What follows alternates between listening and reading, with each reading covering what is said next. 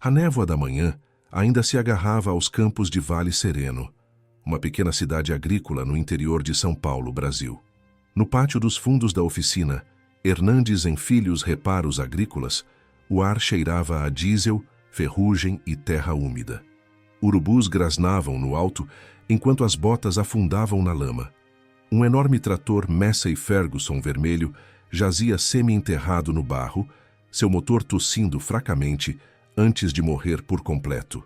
Em volta dele formara-se um semicírculo de adultos. Agricultores de pele curtida pelo sol, alguns mecânicos irritados e Carlos Hernandes, o filho mal-humorado do dono. Já era, murmurou Carlos, cuspindo no chão. Não faz sentido perder tempo com uma causa perdida. Mas à margem do grupo estava um menino. Miguel Hernandes, de 11 anos, magro, sardento, com um macacão de trabalho 2 números maior e um boné manchado de óleo. Suas mãos eram calosas apesar da idade, e ele não parava de olhar para a máquina como se ela lhe tivesse sussurrado um segredo que mais ninguém podia ouvir. Eu posso tentar, disse Miguel com a voz calma, mas clara. As risadas explodiram entre os homens. Você? Consertar isso? É um desastre de 1 tonelada com uma caixa de câmbio estourada e filtros encharcados, zombou Carlos. Mas Miguel não se moveu. Sua respiração formava vapor no ar frio. Seus pequenos dedos tremiam ligeiramente, como se ansiassem por começar. Deixem o garoto perder tempo, riu alguém. Miguel deu um passo à frente, ajoelhou-se ao lado do eixo afundado na lama e colocou uma mão sobre o metal frio. Eu vou tentar, sussurrou de novo, não para eles, mas para a máquina. Pascoal Souza, o dono do trator, coçou a barba grisalha e olhou para o céu, onde nuvens cinzentas ameaçavam mais chuva. Para ele, cada dia sem seu trator significava dinheiro perdido. Tinha campos de milho esperando, e o tempo não perdoava. Carlos, deixa o menino, interveio finalmente Pascoal. Afinal, não tenho nada a perder.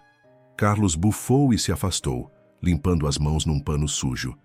Os outros homens começaram a se dispersar, alguns ainda rindo, outros simplesmente balançando a cabeça. Só ficou Eugênio, um velho mecânico aposentado que havia trabalhado com Antônio, o pai de Miguel, por décadas. Aproximou-se mancando, apoiando-se em seu cajado de aroeira, e inclinou-se com dificuldade ao lado do menino. Sabe por onde começar, moleque? Perguntou com voz áspera, mas amável. Miguel assentiu, sem desviar os olhos do motor. Primeiro ouvir, depois tocar, depois pensar, recitou, repetindo as palavras que seu pai lhe ensinara. Eugênio sorriu, revelando espaços onde antes havia dentes. Seu pai te ensinou bem. Tirou uma chave inglesa gasta do bolso e a ofereceu a Miguel. Toma. Era do seu avô. Traz sorte. O metal estava polido por anos de uso, quente ao toque apesar do frio da manhã. Miguel assegurou com reverência, sentindo seu peso como uma responsabilidade. Na pequena casa de pedra que se erguia ao lado da oficina, Antônio Hernandes observava pela janela, sua figura magra apoiada pesadamente no batente. A doença havia roubado a força de seus músculos, mas não a agudeza de seus olhos. Viu seu filho mais novo ajoelhado ao lado do gigante de metal vermelho, tão pequeno em comparação, e sentiu uma mistura de orgulho e medo. Dê tempo a ele, murmurou para si mesmo, enquanto sua mão trêmula segurava uma xícara de chá de ervas que já havia esfriado. A cidade de Vale Sereno confiava nos Hernandes há 3 gerações para consertar tudo que tivesse motor, desde as velhas ceifadeiras até os tratores modernos. Mas desde que a doença de Antônio o deixou de cama e seu filho mais velho, Carlos, assumiu o negócio com mais interesse nos números do que nas máquinas, a reputação da oficina começou a decair.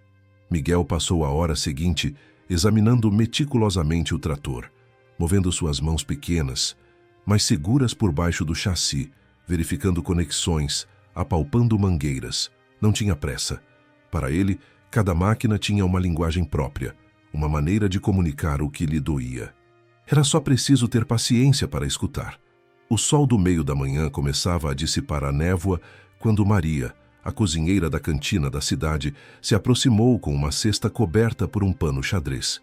"Menino, seu pai me disse para te trazer algo para comer", disse ela, colocando a cesta ao lado de Miguel. O cheiro de bife acebolado e feijão fresquinho impregnou momentaneamente o ar, competindo com o odor de diesel e terra molhada. Miguel mal ergueu os olhos, assentindo distraidamente. Seus dedos estavam pretos de graxa e seu rosto tinha manchas de barro, mas havia um brilho em seus olhos que Maria reconheceu. Era o mesmo que ela via em Antônio quando era jovem, aquela centelha de compreensão que ia além do que se podia ensinar. Você tem até o pôr do sol, disse Maria, acariciando brevemente seu cabelo. Depois, temos que deixar os anjos das máquinas descansarem também. Ao longe, os sinos da igreja da cidade marcaram o meio-dia. Nos campos, os agricultores ergueram os olhos para o céu, calculando as horas de luz que restavam. Na oficina, Carlos revisava faturas com a testa franzida. E no pátio dos fundos, um menino continuava a sussurrar para um trator vermelho, convencido de que, sob todas aquelas toneladas de metal e barro, batia um coração que só ele podia fazer voltar à vida. Miguel cresceu entre coisas quebradas, motosserras sem dentes, motores que tossiam como idosos, rádios que emitiam música fantasma. Seu pai, Antônio Hernandes, fora um mecânico renomado em toda a região, antes que a doença levasse a maior parte de sua força e todo o seu negócio. Agora, viviam num pequeno apartamento de 2 quartos em cima da oficina, cercados por contas não pagas e ferramentas que já viram dias melhores. A mãe de Miguel abandonara a família quando ele tinha 7 anos, numa manhã de abril em que as andorinhas voltavam aos beirais da oficina. Desde então ele se tornara quieto, concentrado e estranhamente atento. Escutava as máquinas como outros escutavam música. Podia ouvir quando algo não estava bem. Um gemido, uma gagueira, uma batida fora de ritmo. Só Antônio acreditava no estranho dom de seu filho. "Você tem os ouvidos que eu nunca tive", costumava dizer, sorrindo de sua velha poltrona. "As máquinas falam com você." À noite, depois que Carlos fechava a oficina, Miguel descia as escadas furtivamente. Mexia em silêncio, com óleo nos dedos, o tic-tac do velho relógio marcando o ritmo de seus sonhos. Às vezes, imaginava que as ferramentas lhe cantavam canções de ninar, como sua mãe nunca fizera. Em seu quarto, debaixo da cama, guardava um tesouro, um caderno gasto cheio de desenhos de peças e mecanismos, anotações sobre sons e vibrações, segredos que as máquinas lhe haviam confiado. Era o seu mundo, onde tudo tinha solução se você soubesse escutar com atenção suficiente. A família Hernandes chegara a Vale Sereno 3 gerações atrás, quando o avô de Miguel, Domingos, um jovem mecânico do sertão da Bahia, viajou para o Sudeste em busca de trabalho durante os anos difíceis de uma grande seca. Trouxe consigo pouco mais que uma caixa de ferramentas herdada de seu próprio pai e a determinação de construir um futuro. A oficina nasceu sob um ipê, com um toldo improvisado e as ferramentas estendidas sobre uma manta. Logo, a habilidade de Domingos com os primeiros tratores que chegavam à região lhe rendeu uma reputação. Os agricultores começaram a confiar naquele homem de mãos firmes e olhar tranquilo que parecia entender a alma das máquinas. Com o tempo, pedra por pedra, a oficina cresceu. Antônio herdou não só o negócio, mas também aquela conexão especial com as coisas mecânicas. E agora, essa mesma conexão florescia em Miguel, a 3ª geração, embora ninguém, exceto seu pai, quisesse ver. O garoto é sonhador demais. Sentenciara Carlos quando Antônio adoeceu e ele teve que assumir. Os clientes querem eficiência, não fantasias. Para Carlos, de 28 anos, a oficina era um negócio que se media em notas fiscais e recibos. Os reparos deviam ser rápidos, práticos, rentáveis. Não havia tempo para escutar a linguagem das máquinas, como Miguel e seu pai insistiam em chamar. O contraste entre os irmãos não podia ser maior. Carlos, alto, prático, sempre com uma calculadora à mão e o telefone tocando. Miguel, magro, sonhador, com as unhas sempre pretas de óleo e a cabeça cheia de engrenagens e válvulas. Naquela tarde, enquanto Miguel continuava ajoelhado ao lado do trator Massey Ferguson no pátio, Antônio olhava pela janela, recordando. Lembrava-se de como, na idade de Miguel, ele também fora subestimado. De como seu próprio pai, Domingos, Duvidara quando ele insistiu que podia consertar o velho Lance Bulldog, que todos davam por perdido. Lembrava-se do rosto de espanto dos homens quando o motor rugiu de novo. A história se repete, murmurou para si, enquanto as sombras da tarde se alongavam sobre o pátio. Na cozinha pequena, mas limpa, Lourdes, a vizinha que vinha 3 vezes por semana para ajudar desde que Antônio adoeceu, preparava um ensopado de costela com batatas. O aroma enchia o apartamento, misturando-se com o cheiro permanente de óleo de motor e livros velhos. "O menino continua lá embaixo", comentou ela, olhando também pela janela. "Igual a você na idade dele. Teimoso como uma mula." Antônio sorriu fracamente. "Não é teimosia, Lourdes, é fé." "Fé nas máquinas", respondeu ela, balançando a cabeça, mas sorrindo também. "Fé em si mesmo", corrigiu Antônio. No pátio, Miguel começara a desmontar partes do trator. Trabalhava metodicamente, colocando cada peça sobre um pano limpo em ordem, como seu pai lhe ensinara. Nunca perca uma porca. Nunca se esqueça de onde veio cada coisa. Era uma das regras sagradas da oficina Hernandes. O sol começava a se pôr quando Eugênio retornou, desta vez acompanhado por Tomás, o ferreiro da cidade. Pararam a uma certa distância, observando o menino trabalhar. "Tem as mãos de Antônio", comentou Tomás. "E a cabeça de Domingos", acrescentou Eugênio. "Lembro quando aquele velho baiano chegou aqui. Todos pensávamos que era um charlatão, até que consertou o trator dos Rivera que estava parado há anos." O céu se tornara laranja e roxo quando Carlos saiu da oficina, trancando a porta. Parou ao ver seu irmão mais novo ainda trabalhando. Por um momento, algo parecido com nostalgia cruzou seu rosto, mas rapidamente o substituiu por sua habitual expressão de impaciência. "Já chega por hoje", disse, erguendo a voz. "Amanhã temos trabalho de verdade." Miguel ergueu os olhos, as mãos cheias de graxa, o rosto manchado de suor e terra. Havia desmontado parte do sistema de admissão e tinha peças espalhadas ao seu redor como um estranho quebra-cabeça. "Só mais um pouco", pediu. Carlos ia protestar, mas a chegada de Pascoal Souza, o dono do trator, o interrompeu. "Como vai a coisa?", perguntou o agricultor, olhando com ceticismo para as peças espalhadas. "Meu irmão está brincando", respondeu Carlos com desdém. "Amanhã trarei o guincho e levaremos isso para o ferro velho. Te faço um bom preço num usado da cooperativa." Pascoal assentiu lentamente, mas seus olhos permaneceram em Miguel, que havia voltado ao seu trabalho sem dizer uma palavra. "Sabe de uma coisa, Carlos?", disse finalmente Pascoal. "Meu avô costumava dizer que milagres nascem de mãos pequenas quando ninguém está olhando." Deu de ombros. "Deixemos o garoto tentar. Um dia a mais não vai mudar nada." Naquela noite, em seu pequeno quarto sob o telhado, Miguel não conseguia dormir. A imagem do trator, suas peças, seus sons, giravam em sua cabeça. Havia algo ali, algo que todos estavam ignorando. O motor era capaz de arrancar, havia energia, a compressão parecia correta, mas depois falhava, como se estivesse se afogando. Levantou-se da cama e pegou seu caderno. À luz de uma pequena lâmpada, começou a desenhar o sistema de admissão de ar do trator. A câmara do ressonador, as válvulas, as juntas, tudo fazia sentido, exceto... "Tem que ser isso", murmurou para si mesmo, enquanto traçava um círculo em volta de uma pequena câmara em seu desenho. "Está obstruída. Ninguém olha aí porque é muito difícil de alcançar." Adormeceu com o lápis na mão e o desenho sobre o peito, sonhando com metal que voltava à vida, com máquinas que cantavam e com um menino que podia entender sua linguagem quando ninguém mais conseguia. A primeira tentativa de Miguel veio na tarde seguinte. A garoa caía sobre o pátio enquanto ele se agachava ao lado do trator, com as ferramentas dispostas como os pincéis de um pintor. Começou drenando o combustível sujo de lama, substituindo os filtros, verificando a bobina de ignição, todas as coisas que seu pai lhe ensinara. O céu estava coberto por nuvens cor de chumbo que ameaçavam desabar a qualquer momento.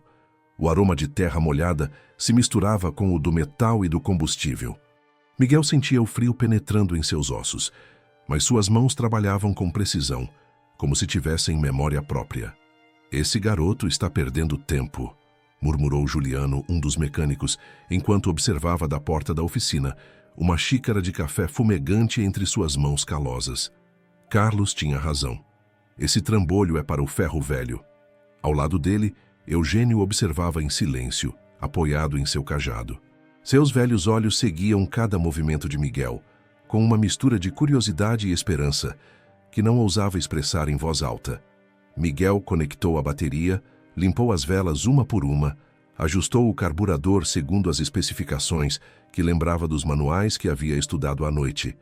Tudo estava em ordem, tudo deveria funcionar. Vamos, sussurrou para a máquina, como se ela pudesse ouvi-lo. Sei que você consegue. Subiu na cabine, girou a chave e o motor tossiu. Uma vez, duas vezes, e então morreu. Um silêncio pesado caiu sobre o pátio. A garoa se intensificou, tamborilando sobre o capô do trator como um réquiem. Miguel tentou de novo. A mesma resposta. Um esforço momentâneo e depois nada. A essa altura, vários curiosos haviam se reunido apesar da chuva. Entre eles, Pascoal Souza e mais 2 agricultores. Carlos também saíra da oficina, um sorriso de satisfação mal disfarçado no rosto. Eu te disse, declarou aproximando-se. É tempo perdido. Amanhã o levaremos para o ferro velho. Miguel sentiu algo apertar em seu peito. Talvez ele fosse realmente apenas um garoto tolo, brincando de ser mecânico. Talvez as máquinas não falassem com ele, afinal. Talvez seu pai estivesse errado sobre ele. Com as mãos manchadas de graxa e o cabelo colado na testa pela chuva, desceu da cabine. Sentia-se pequeno, insignificante sob os olhares de todos aqueles adultos. A vergonha queimava suas bochechas mais do que o frio da tarde. Desculpe, murmurou sem olhar para ninguém em particular. Pascoal se aproximou, colocando uma mão pesada, mas amável sobre o ombro de Miguel. Não tem problema, moleque. Você tentou. Ninguém pode te pedir mais. Mas nos olhos de Miguel brilhava algo mais que decepção. Havia confusão. Algo não se encaixava. As peças estavam limpas, as conexões corretas. Por que o motor arrancava momentaneamente e depois desligava? Não era uma falha completa, era como se... Ele se afoga, disse em voz baixa, mais para si mesmo do que para os outros. O que você disse? Perguntou Eugênio, aproximando-se com dificuldade na lama. O motor não está morto. Ele se afoga, repetiu Miguel, erguendo o olhar. Como quando você tenta respirar, mas algo bloqueia sua garganta. Carlos soltou uma risada seca. Agora os tratores respiram. Vamos, Miguel, já brincou o suficiente. Há trabalho de verdade para fazer. Mas Miguel já não escutava. Sua mente trabalhava a toda velocidade, repassando cada detalhe, cada som que ouvira. Não era um problema mecânico comum, era algo mais sutil, mais difícil de detectar. Naquela noite, na pequena cozinha do apartamento, Miguel mal tocou no jantar. Antônio o observava de sua cadeira, notando a frustração e a determinação que lutavam no rosto de seu filho mais novo. Fale comigo, disse finalmente. Miguel ergueu o olhar de seu prato quase intacto. O trator pega, pai, por um segundo ele pega. Depois morre como se não conseguisse respirar. Antônio assentiu lentamente. E o que poderia impedir um motor de respirar? Um bloqueio na entrada de ar, respondeu Miguel. Já verifiquei, os filtros estão limpos. E além dos filtros, os olhos de Miguel se iluminaram. A câmara do ressonador fica funda atrás do bloco do motor. Ninguém verifica lá porque é difícil de alcançar. Um sorriso cruzou o rosto cansado de Antônio. Quando eu tinha a sua idade, seu avô me ensinou que as respostas geralmente estão onde ninguém procura. Miguel passou as horas seguintes na pequena mesa da cozinha, desenhando, calculando, planejando. Suas mãos, já limpas da graxa do dia, traçavam linhas precisas em um papel. Ao seu lado, Antônio apontava ocasionalmente algum detalhe, fazia uma sugestão, compartilhava a lembrança de algum reparo semelhante. Quando o relógio da cozinha marcou meia-noite, Miguel tinha um plano. A câmara do ressonador, uma pequena cavidade projetada para reduzir o ruído da admissão de ar, poderia estar obstruída por barro que entrou quando o trator atolou no campo de Pascoal. Era uma teoria arriscada, mas era a única que explicava todos os sintomas. Vou precisar desmontar parte do bloco do motor, explicou Miguel apontando para seu diagrama. É complicado. Antônio estudou o desenho e depois seu filho. Viu nele a mesma centelha que seu próprio pai vira em seus olhos décadas atrás. Você consegue, disse simplesmente. Na manhã seguinte, Miguel acordou antes do amanhecer. O céu ainda estava escuro quando ele desceu as escadas furtivamente, levando consigo uma pequena caixa de ferramentas selecionadas com cuidado. Havia envolvido cada uma em um pano, como instrumentos sagrados.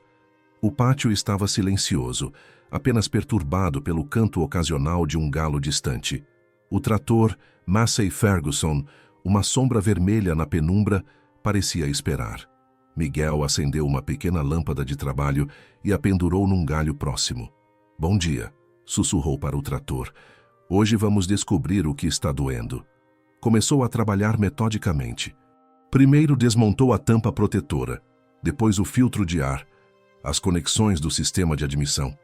Cada peça era colocada ordenadamente sobre uma lona limpa, etiquetada em sua mente para lembrar exatamente sua posição. O sol começava a despontar no horizonte quando ele chegou à parte mais delicada, separar parte do bloco do motor para acessar a câmara do ressonador. Suas mãos pequenas se revelaram uma vantagem, conseguindo alcançar espaços onde as de um adulto não caberiam. Que diabos você está fazendo? A voz de Carlos quebrou a concentração de Miguel. Seu irmão mais velho estava parado a poucos metros, com a testa franzida e os braços cruzados. Estou chegando à câmara do ressonador, explicou Miguel sem parar. Acho que está obstruída. Você desmontou metade dele? Carlos parecia entre furioso e incrédulo. Você piorou as coisas. Agora vai custar mais para levar ao ferro velho. Deixe-o terminar. Ambos os irmãos se viraram surpresos. Antônio estava lá, apoiado numa bengala que quase nunca usava por orgulho. Havia descido as escadas pela primeira vez em semanas, sua respiração pesada pelo esforço.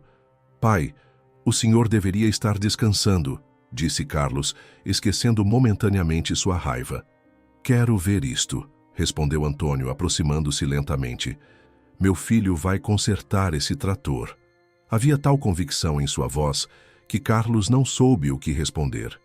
Miguel, encorajado pela presença de seu pai, voltou ao trabalho com determinação renovada. Ao meio-dia, um pequeno grupo se reunira novamente. Pascoal Souza estava lá, claro, assim como Eugênio e vários vizinhos curiosos. Todos observavam em silêncio enquanto Miguel finalmente alcançava a câmara do ressonador e desparafusava a placa final. O que encontrou confirmou sua teoria. Barro, espesso, viscoso, formando uma crosta ao redor da válvula de admissão como argila endurecida. O bloqueio era quase completo, deixando apenas um pequeno canal por onde o ar passava. Por isso ele se afogava, explicou Miguel, mostrando o barro aos presentes. O motor pegava porque chegava um pouco de ar, mas depois precisava de mais para se manter e não conseguia respirar. Eugênio se aproximou examinando o barro com expressão de espanto. Em 30 anos como mecânico, nunca verifiquei aí. Com cuidado, Miguel limpou a câmara, aplicou óleo nas partes móveis e começou o laborioso processo de remontar tudo. Suas mãos trabalhavam com a precisão de um cirurgião, ajustando cada peça em seu lugar exato. O sol começava a descer quando finalmente terminou. Estava exausto, com fome, mas uma calma determinação brilhava em seus olhos. Está na hora, disse Antônio, que permanecera ali o tempo todo, recusando as sugestões de voltar a descansar. Miguel assentiu, secando o suor da testa com o antebraço, deixando uma nova mancha de graxa em seu rosto. Subiu na cabine, respirou fundo e girou a chave. O motor tossiu uma vez, depois outra, e então rugiu. O rugido do motor reverberou por todo o pátio, ricocheteando nas paredes de pedra da oficina e se perdendo nos campos. Era um som profundo, potente, saudável, como o de um animal selvagem despertando de um longo sono. O trator Massey Ferguson vibrava com energia renovada, seu motor funcionando com um ritmo constante e firme. Um silêncio absoluto caiu entre os espectadores. Ninguém se moveu, ninguém falou. Só se ouvia o ronronar constante do motor, agora respirando livremente. Miguel, da cabine, tinha os olhos muito abertos, como se ele mesmo não pudesse acreditar no que estava acontecendo. Suas mãos, ainda agarradas ao volante, tremiam ligeiramente. Foi Pascoal quem quebrou o feitiço, soltando um grito que misturava surpresa e alegria. Santo Deus, ele conseguiu! Como despertando de um transe, os outros começaram a reagir. Eugênio batia seu cajado no chão, rindo como uma criança. Alguns aplaudiam, outros se cotovelavam, apontando para o trator com expressões de espanto. Só Carlos permanecia imóvel, seu rosto uma máscara de incredulidade. Antônio, apoiado em sua bengala, não disse nada. Não precisava. As lágrimas que corriam silenciosamente por suas bochechas falavam por ele. Miguel acelerou suavemente, testando a resposta do motor. O trator respondeu sem hesitação, sua potência fluindo suavemente. Com cuidado, liberou a embreagem e o gigante vermelho começou a se mover, saindo lentamente da lama que fora sua prisão por dias. "Olhem, está se movendo!" exclamou alguém. As rodas enormes giravam com força, salpicando barro por onde passavam, enquanto o trator avançava pelo pátio. Miguel o conduziu em um amplo círculo, demonstrando que não só o motor funcionava, mas que toda a máquina havia voltado à vida. Quando finalmente desligou o motor e desceu da cabine, um grupo de homens o cercou. Pascoal foi o primeiro a apertar sua mão, segurando-a entre as suas, com a reverência que se reserva aos milagres. "Rapaz", disse ele com a voz embargada pela emoção, "não sei como você fez isso, mas você acabou de salvar minha colheita e meu ano. Vou te pagar o dobro do normal por este trabalho e contarei o que você fez a cada agricultor num raio de 50 quilômetros." Miguel, sobrecarregado pela atenção repentina, só conseguiu assentir. Nunca fora o centro de tantos olhares, nunca recebera tantos tapinhas nas costas, nunca ouvira seu nome pronunciado com tanto respeito por homens que antes mal o notavam. Eugênio aproximou-se mancando, seus olhos velhos brilhando de orgulho. "Seu avô estaria orgulhoso, moleque. Você tem o dom." Através do grupo, Miguel procurou o olhar de seu pai. Antônio continuava no mesmo lugar, apoiado em sua bengala, mas agora sorria. Era um sorriso que Miguel lembraria pelo resto da vida. Uma mistura perfeita de orgulho, amor e validação. Carlos observava da margem. Seu rosto uma batalha entre o espanto e algo mais complexo. Talvez reconhecimento, talvez inveja, talvez um pouco de ambos. Finalmente ele se aproximou, ajeitando o boné com um gesto nervoso. "Bem", disse ele, evitando olhar diretamente para Miguel, "parece que você tinha razão sobre a câmara do ressonador." Vindo de Carlos, era quase um pedido de desculpas. Miguel assentiu, aceitando-o sem palavras. O sol da tarde banhava o pátio com uma luz dourada, fazendo brilhar as gotas de água e óleo no metal vermelho do trator. Parecia um momento extraído de um sonho, um instante perfeito suspenso no tempo. A notícia se espalhou por Vale Sereno como fogo em palha seca. Antes que o sol se pusesse, toda a cidade sabia que o filho mais novo de Antônio Hernandes, o menino quieto que sempre andava com as mãos manchadas de graxa, havia consertado o trator que todos consideravam perdido. Naquela noite, houve celebração na pequena moradia sobre a oficina.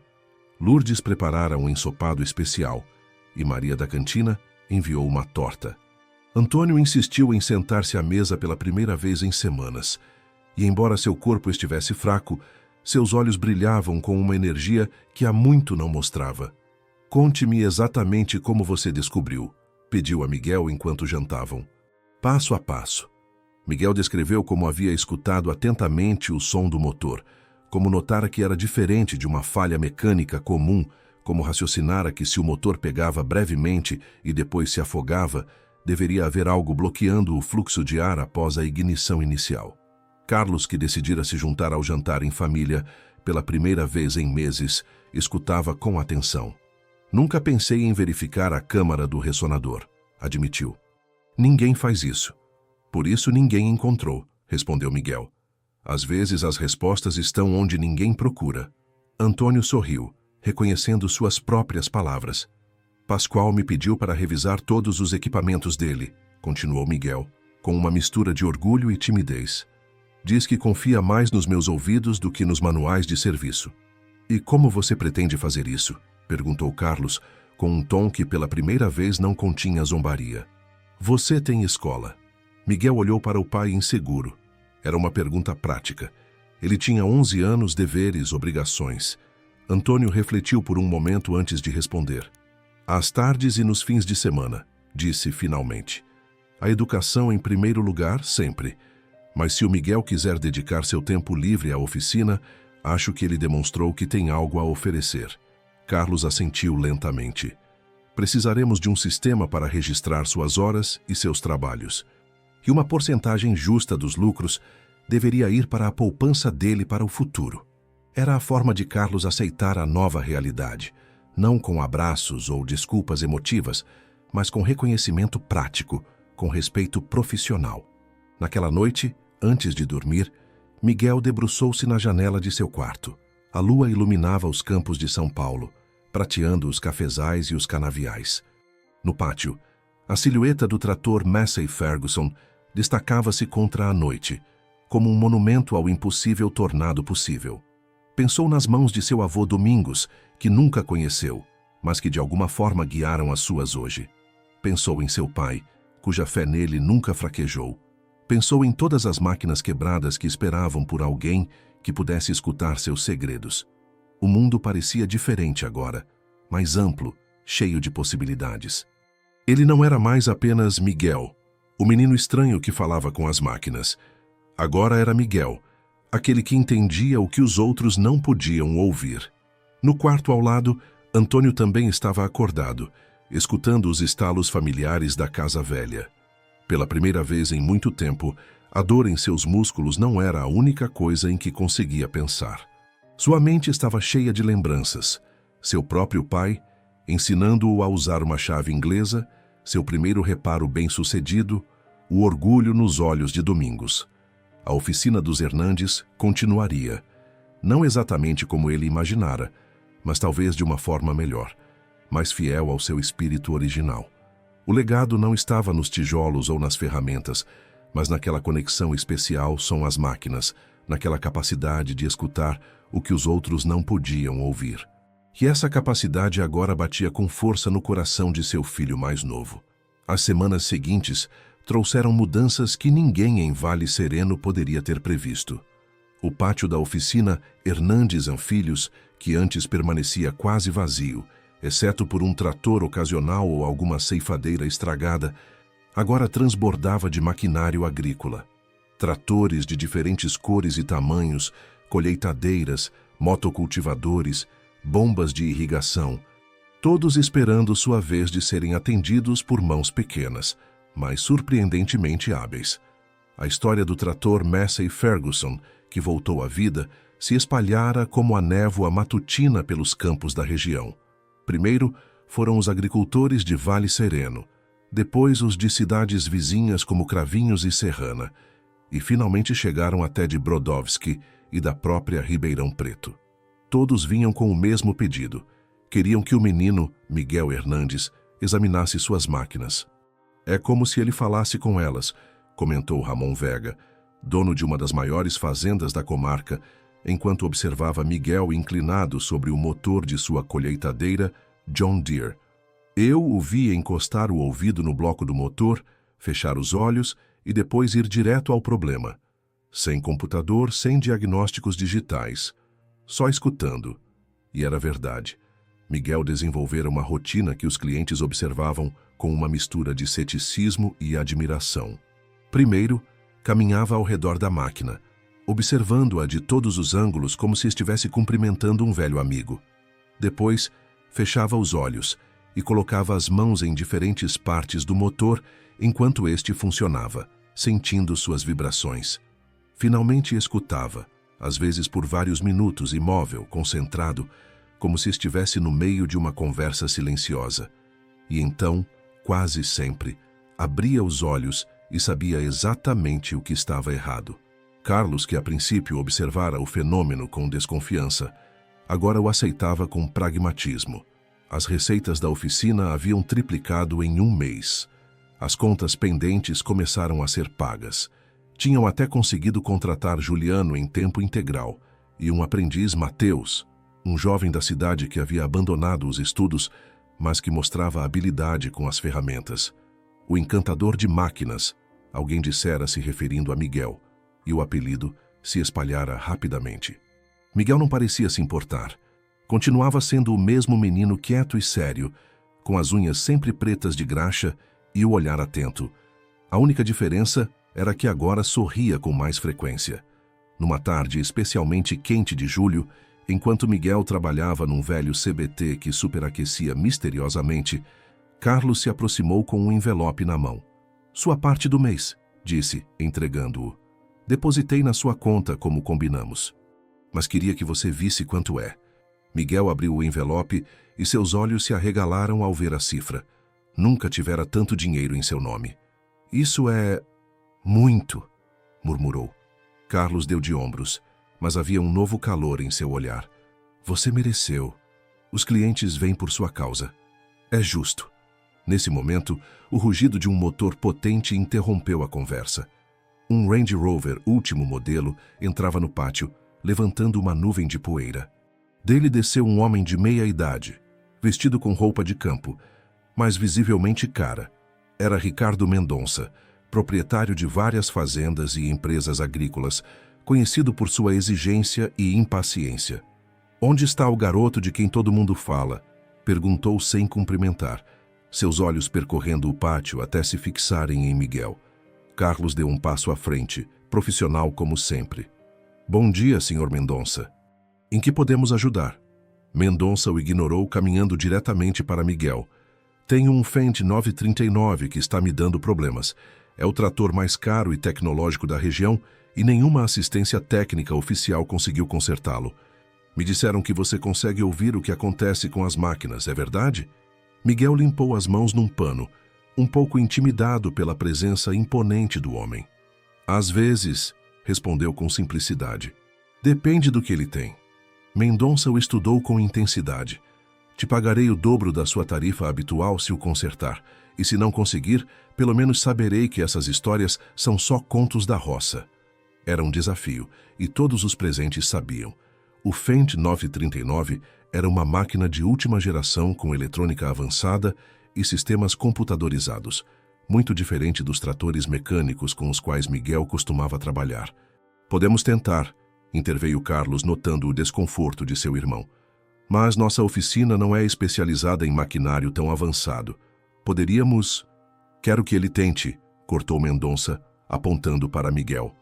"Amanhã, na primeira hora, trarei o Fendt. Tenho a colheita esperando e cada dia que passa me custa milhares de reais." Quando Mendonça se foi, um silêncio tenso ficou no pátio. Miguel olhava para o chão, claramente preocupado. "Você me tem que fazer isso", disse Carlos finalmente. "Podemos recusar o trabalho. Temos outros clientes." Miguel balançou a cabeça. "Eu quero tentar", murmurou. "Só que nunca trabalhei com um trator tão moderno. Tem mais computador do que mecânica." "Então é melhor você começar a estudar", disse uma voz da porta da oficina. Era Antônio, que descera com a ajuda de Lourdes. Nas últimas semanas, sua saúde melhorara ligeiramente. Não podia trabalhar, mas passava mais tempo na oficina, observando, aconselhando, desfrutando do renovado ambiente de atividade. "Computadores também são máquinas, filho", continuou Antônio. "Só falam uma língua diferente, mas você pode aprendê-la." Naquela noite, Miguel ficou até tarde no pequeno escritório da oficina, estudando manuais técnicos do Fendt 939 que Carlos havia conseguido. Baixou diagramas, estudou sistemas eletrônicos, leu sobre protocolos de diagnóstico. À meia-noite, Antônio desceu as escadas mancando para encontrá-lo dormindo sobre uma pilha de papéis, um lápis ainda na mão. Com ternura, cobriu o filho com uma manta velha da oficina. Depois, viu o que Miguel estivera desenhando. Um diagrama detalhado do sistema eletrônico do trator, com anotações e círculos em torno de possíveis pontos problemáticos. Seu método era o mesmo: procurar os lugares que outros ignoravam. Na manhã seguinte, o Fendt 939 chegou transportado em um caminhão-plataforma. Era uma besta impressionante, verde, maciço, com uma cabine que parecia a de um avião e rodas mais altas que Miguel. Vários curiosos se reuniram para ver o espetáculo, incluindo Pascoal Souza e outros agricultores locais. "Seu momento de glória ou de fracasso, rapaz", anunciou Mendonça, entregando as chaves a Miguel. A assistência técnica diz que há um problema no sistema de gerenciamento eletrônico do motor, mas não conseguem localizá-lo. Miguel assentiu, subitamente sereno. A ansiedade da noite anterior desaparecera, substituída por uma concentração absoluta. Subiu na cabine, familiarizando-se com os controles. Depois ligou o motor. O som era diferente de qualquer outro trator que já tocara. Mais suave, mais refinado, mas ainda com aquela essência mecânica sob a sofisticação eletrônica. Miguel fechou os olhos escutando. Depois conectou o notebook da oficina à porta de diagnóstico do trator. A tela se encheu de códigos e parâmetros. Qualquer outro mecânico teria se perdido naquele labirinto digital, mas Miguel passara a noite inteira se preparando.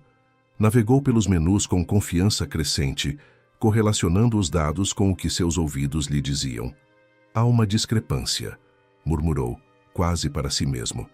O sensor de temperatura do combustível está enviando leituras erradas intermitentes. Isso confunde a central eletrônica. Carlos, que observava por cima do ombro de Miguel, parecia impressionado.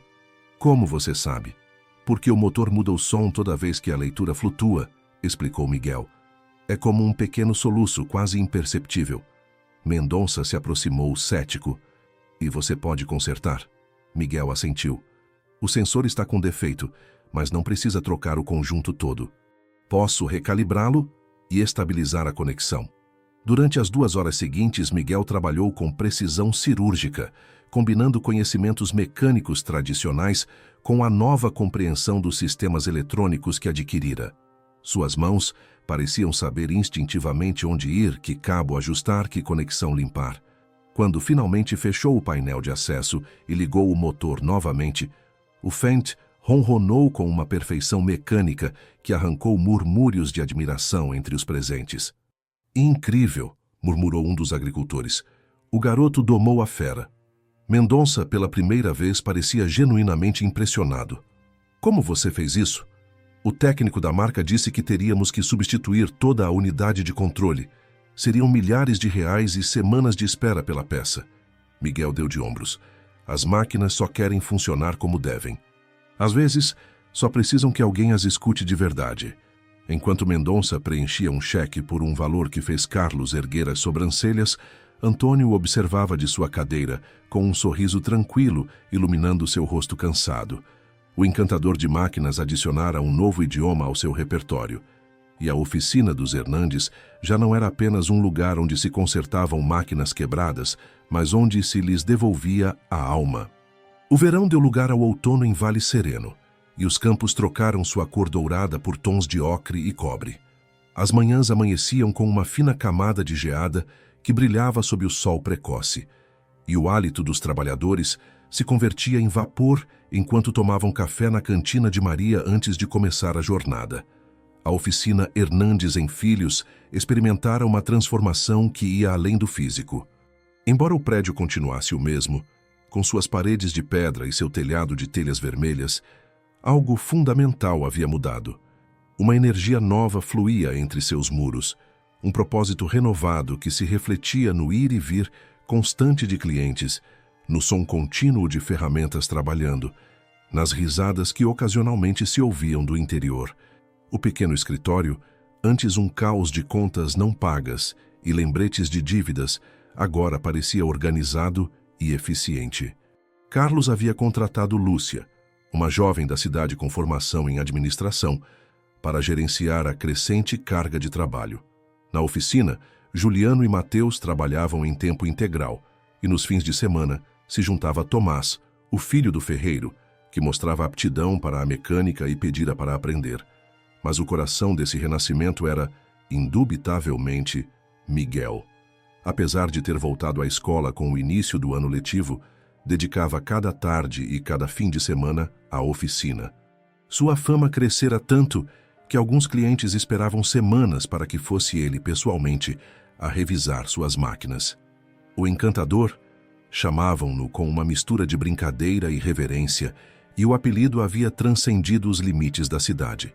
Numa tarde de outubro, enquanto Miguel trabalhava numa velha colheitadeira Claas, Carlos se aproximou com um pacote debaixo do braço. Chegou isto para você, disse, entregando-o. De São Paulo, capital. Miguel limpou as mãos num pano antes de pegar o pacote, intrigado. Ao abri-lo, encontrou um livro. Sistemas Eletrônicos em Maquinário Agrícola Moderno, uma publicação técnica especializada e cara. Dentro havia um bilhete.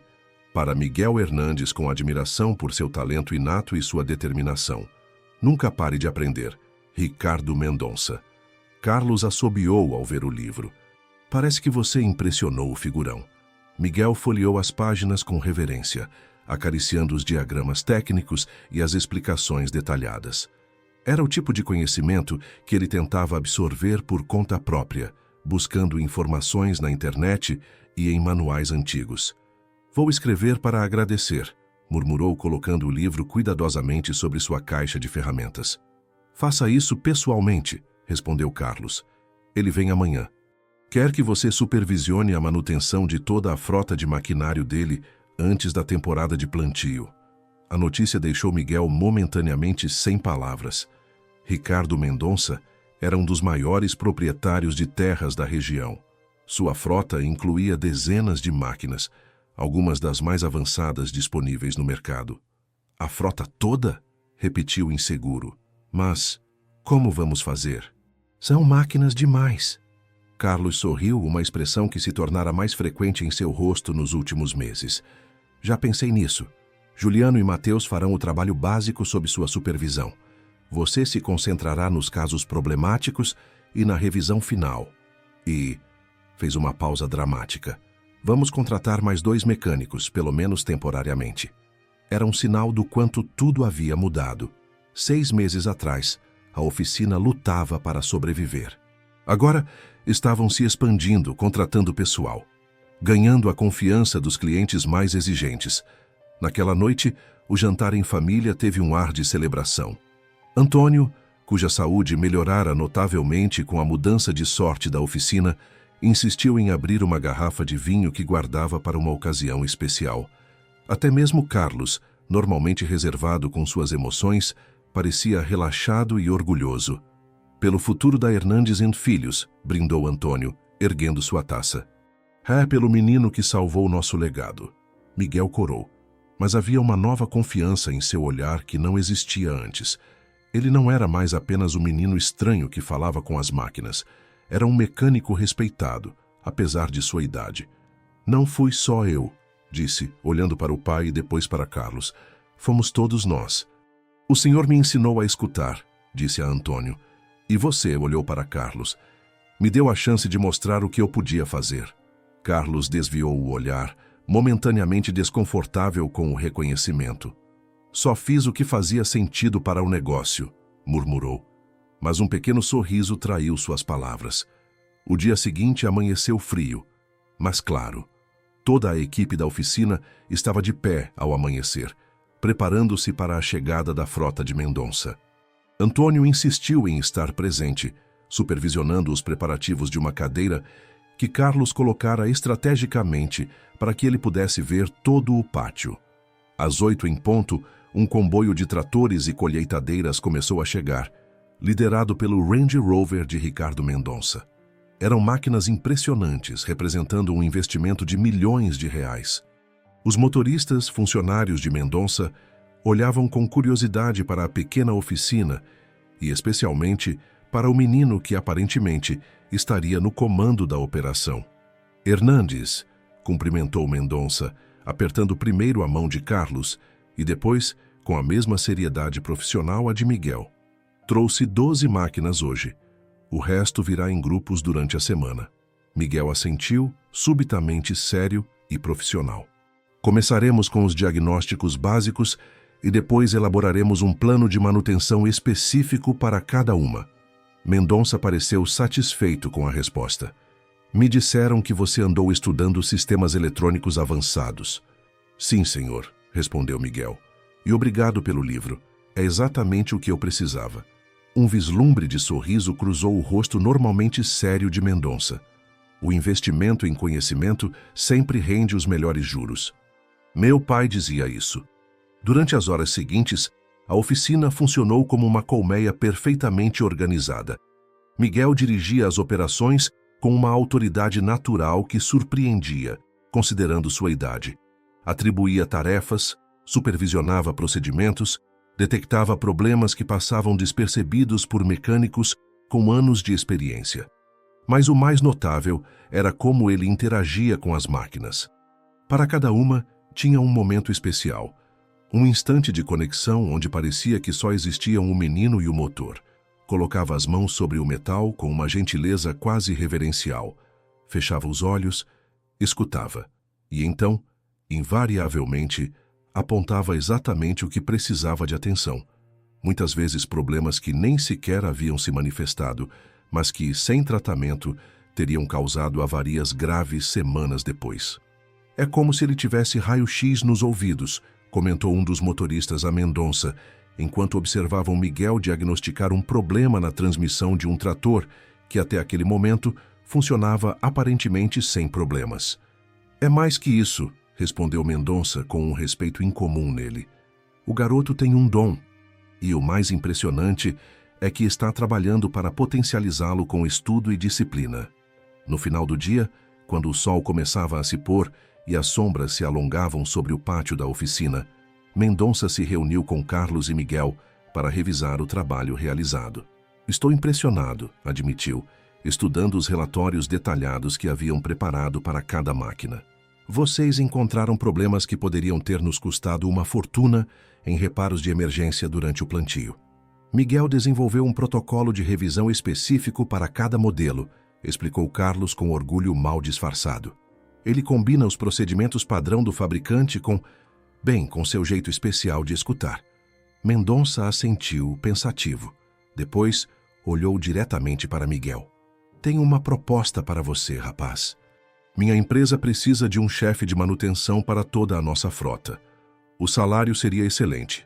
Você teria sua própria equipe, as melhores ferramentas, treinamento contínuo. Carlos se enrijeceu visivelmente, mas não interrompeu. Miguel pareceu momentaneamente atordoado pela oferta. É muita gentileza, Sr. Mendonça, disse finalmente. Mas meu lugar é aqui, na oficina da família. Mendonça não pareceu surpreso com a resposta. Eu imaginei. Mas a oferta fica em aberto para quando você terminar seus estudos. Um talento como o seu não deveria se limitar. Depois que Mendonça partiu, prometendo voltar no dia seguinte com o próximo lote de máquinas, um silêncio reflexivo caiu entre os irmãos. Você poderia ter considerado, disse Carlos finalmente. Seria uma grande oportunidade. Miguel balançou a cabeça. As raízes são importantes. O avô Domingos construiu esta oficina. O pai a manteve viva. Agora é a nossa vez de levá-la adiante. Carlos estudou seu irmão mais novo com um novo olhar, como se o visse claramente pela primeira vez. Nesse momento, Antônio se aproximou mancando, apoiado em sua bengala. Você consertou mais do que máquinas, disse a Miguel, colocando uma mão em seu ombro. Você reparou nosso nome, nossa história. Miguel sorriu. As máquinas são mais fáceis de entender que as pessoas. Elas têm lógica. Mas ambas, respondeu Antônio, precisam que alguém acredite nelas quando ninguém mais acredita.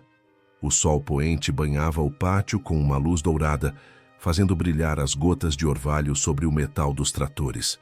Miguel olhou para suas mãos, pequenas ainda, manchadas de graxa, cheias de pequenas cicatrizes, mas firmes e seguras. Talvez o mundo não precise acreditar de imediato, disse, com uma sabedoria que ia além de seus anos. Só é preciso saber escutar, mesmo quando tudo está em silêncio.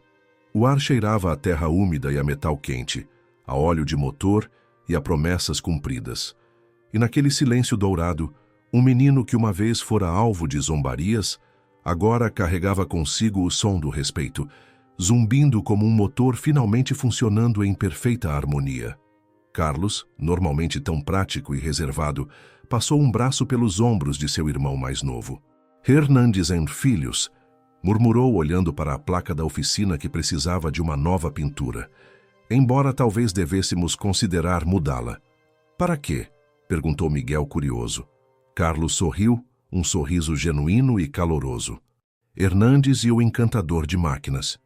Os três riram, e sua risada se misturou com os sons da oficina, o tilintar de ferramentas sendo guardadas ao final do dia, o sussurro do vento entre as peças, a batida constante e confiável das máquinas que, graças às mãos de um menino que sabia escutar, haviam voltado à vida.